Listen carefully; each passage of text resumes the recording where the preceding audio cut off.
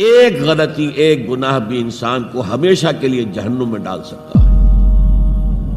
بلا من کسب سیئۃ واحاطت بہ خطیئتہ فاولئک اصحاب النار هم فیہا خالدون۔ کیوں نہیں؟ کسی نے جان بوجھ کر ایک بڑا گناہ کمایا، چھوٹے چھوٹے گناہ جو ہے گناہ صغیرہ وہ تو خود بخود بھی دھلتے رہتے ہیں، اللہ کی رحمت سے صاف ہوتے رہتے ہیں، لیکن کسی نے کبیرہ گناہ کمایا، جان بوجھ کر کیا اور پھر اس پر ڈیرے ڈال دیے اور وہ گناہ اس کے گرد گھیرا کر بیٹھا، احاطت بہ خطیئتہ فاولئک اصحاب النار هم فیہا خالدون، تو وہ ہے جہنمی اور اس میں ہمیشہ رہنے والا۔ تو اطاعت اللہ کی، اطاعت رسول کی، یہ تو اسلام کا بنیادی مطالبہ ہے۔ اگر یہ بھی نہیں ہے تو پھر کچھ نہیں، اگر یہ نہیں تو بابا پھر سب کہانیاں۔ سورہ بقرہ کے 20ویں رکوع کی پہلی آیت ہے، والذین آمنوا اشد حبا للہ، اور جو لوگ صاحب ایمان ہوتے ہیں وہ شدید ترین ہوتے ہیں اللہ کی محبت میں۔ فارمولہ یہ ہے اللہ کی اطاعت جمع شدید محبت برابر ہے عبادت، اور یہ عبادت جو ہے ہمارا مقصد تخلیق قرار دیا گیا۔ سورہ زاریات کی یہ آیت آپ میں حضرات کے علم میں ہوگی، وما خلقت الجن والانس الا لیعبدون، میں نے جنوں اور انسانوں کو نہیں پیدا کیا مگر صرف اپنی عبادت کے لیے۔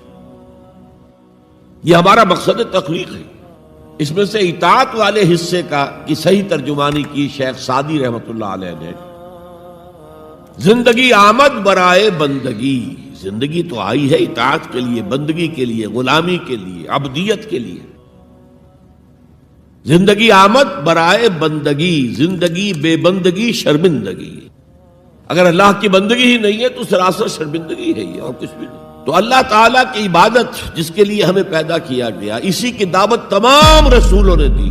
اگر ہم اللہ کا ایک حکم مانیں گے، ایک نہیں مانیں گے، یہ جزوی اطاعت ہے، یہ اللہ کو قبول نہیں ہے۔ اللہ کی طرف سے تو یوں سمجھیے کہ پیکج ڈیل ہے، ٹیک اٹ اور لیو اٹ، لینا ہے تو پورا لو ورنہ دفع ہو جاؤ۔ اللہ کو تمہاری ضرورت نہیں ہے، تمہیں اللہ کی ضرورت ہے۔ یا ایھا الذین آمنوا ادخلوا فی السلم کافہ، اے ایمان والو اسلام میں داخل ہونا تو پورے کے پورے ہو، ادھورے نہیں۔ اور سورہ بقرہ کی آیت نمبر 85 کے اندر تو جو وعید آئی ہے، افتؤمنون ببعض الکتاب وتکفرون ببعض، کیا تم ہماری کتاب، ہماری شریعت کے کچھ حصے کو مانتے ہو اور کچھ کو رد کرتے ہو؟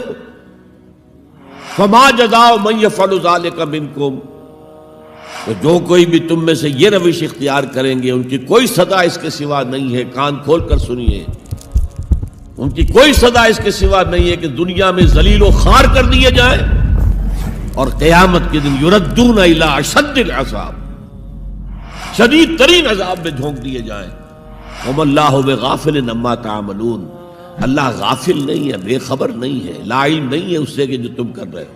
تم اپنی داڑھیوں کے طول سے اللہ کو دھوکہ نہیں دے سکتے، تم اپنے پائجاموں کو ٹخنوں سے اوپر رکھے اللہ کو دھوکہ نہیں دے سکتے کہ تم بہت متبع رسول ہو۔ تم اپنے عمروں اور حجوں سے اللہ کو دھوکہ نہیں دے سکتے، اللہ کو معلوم ہے کہ حرام کی کمائی سے حج کیا ہے تم نے، حرام کی کمائی سے عمرہ کیا ہے تم نے۔ تو یہ جو جزوی اطاعت ہے کوئی اطاعت نہیں، اللہ کو قبول نہیں۔ آدمی سوچتا ہے کہ چلیے میں نے یہ کام اچھے کیے، یہ برے کیے، مجھے اچھے کاموں کا کچھ کریڈٹ بھی تو ملنا چاہیے نا، لیکن نہیں، اللہ کہتا ہے جزوی اطاعت منہ پر دے ماری جائے۔ اور جو دنیا کی سزا ہے وہ تو ہم اپنی آنکھوں سے دیکھ رہے ہیں، 130، 140 یا 150 کروڑ مسلمان دنیا میں ہیں، لیکن ہماری رائے کی کوئی اہمیت ہے؟ بین الاقوامی معاملات میں کوئی ہم سے مشورہ لیتا ہے کیا؟ آپ کا کیا خیال ہے؟ کس نمی پرست کے بھیا کیستی، ایسے بھی ملک تھے کہنا چاہیے، اب تو ان کا حال پتلا ہے، دولت کے انبار تھے ان کے پاس، لیکن ان کا مذاق اڑتا تھا مغربی ممالک، وہ چاہے سعودی بادشاہ ہوں اور چاہے وہ UAE کے امیر ہوں، مذاق ہی اڑتا تھا۔ حالانکہ کتنا بڑا رقبہ ہے، انڈونیشیا کے آخری جزیروں سے لے کر موریتانیہ تک سالڈ اسلامی آبادی، مسلمان آبادی۔ آپ کہیں گے کہ یہ بھارت جو ہے اس میں تو اکثریت تو نہیں ہے، لیکن 15 کروڑ یا 18 کروڑ تو آدمی یہاں موجود ہیں، لیکن کوئی عزت، کوئی حیثیت دنیاوی بین الاقوامی سطح پر، بہرحال یہاں بھی ہیں لوگ، کھاتے پیتے لوگ ہیں، ان کی اپنی کچھ عزت ہے اپنے معاشرے کے اندر، لیکن بحیثیت امت، بحیثیت قوم کیا حیثیت ہماری؟ تو الا خزی فی الحیات دنیا، وہ تو ہماری نگاہوں کے سامنے موجود ہے۔ اب قیامت کے دن کے بارے میں جو دھمکی اللہ نے دی ہے، وَيَوْمَ الْقِيَامَةِ يُرَدُّونَ إِلَىٰ أَشَدِّ الْعَذَابِ، قیامت کے دن شدید ترین عذاب میں جھونک دوں گا۔ اس پر اللہ سے معافی طلب کی جا سکتی ہے، دعا ہی کی جا سکتی ہے، اللہ ہم پر رحم فرمائیے۔ یہ میں نے آپ کے سامنے رکھا ہے فارمولہ، اللہ کی اطاعت جمع اللہ کی محبت، دے گو ٹو میک عبادت۔ یہی دو الفاظ آتے ہیں اللہ کے رسول کے لیے بھی صلی اللہ علیہ وسلم۔ اللہ کے رسول کی اطاعت یہ تو اسلام کا بنیادی تقاضا ہے، اطیعوا اللہ واطیعوا الرسول فإن تولوا فإن اللہ لا يحب الکافرین۔ اطاعت کرو اللہ کی، اطاعت کرو رسول کی، پھر اگر یہ منہ موڑ لیں تو اللہ کو ایسے کافر بالکل پسند نہیں، تو کفر کا فتویٰ ہو رہا ہے۔ لیکن اللہ کے رسول کی اطاعت کے ساتھ محبت کو جمع کیجئے۔ حضور نے فرمایا لا یؤمن احدکم حتی اکون احب الیہ من والدہ وولدہ والناس اجمعین، تم میں سے کوئی شخص مومن ہو ہی نہیں سکتا جب تک کہ میں اسے محبوب تر نہ ہو جاؤں، اپنے باپ سے، اپنے بیٹے سے اور تمام انسانوں سے۔ تو اللہ کے رسول کی اطاعت جمع اس کی محبت۔ اس محبت کے ضمن میں ایک واقعہ یاد آیا جس سے اندازہ ہوگا کہ کس قدر اپنائیت تھی، کتنا قرب تھا حضور کے اور حضرت عمر فاروق رضی اللہ تعالیٰ عنہ کے مابین۔ ایک مرتبہ حضور دریافت کرتے ہیں حضرت عمر سے، عمر تمہیں مجھ سے کتنی محبت ہے؟ اب آپ سوچئے، ذرا سا بھی مغایرت کا باریک سا پردہ بھی اگر کہیں ہو تو کیا یہ سوال کیا جا سکتا ہے؟ تو انتہائی قریبی شخص سے ہی کیا جائے گا، تمہیں مجھ سے کتنی محبت ہے؟ عرض کیا آپ مجھے دنیا کے ہر انسان سے بڑھ کر عزیز ہے۔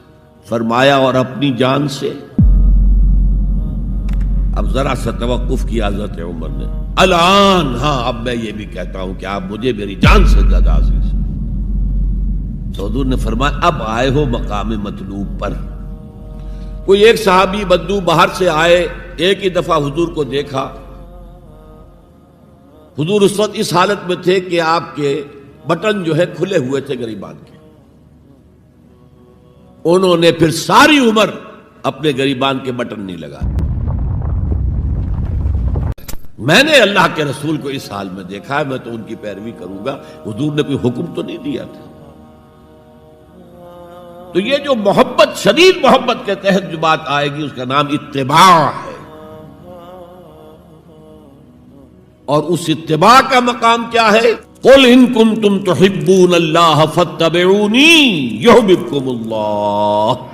اے نبی ان سے کہہ دیجئے اگر تم اللہ سے محبت کرتے ہو تو میرا اتباع کرو، میرے نقش قدم پر چلو، میری پیروی کرو، اللہ تم سے محبت کرے گا، تم اللہ کے محب نہیں محبوب بن جاؤ گے۔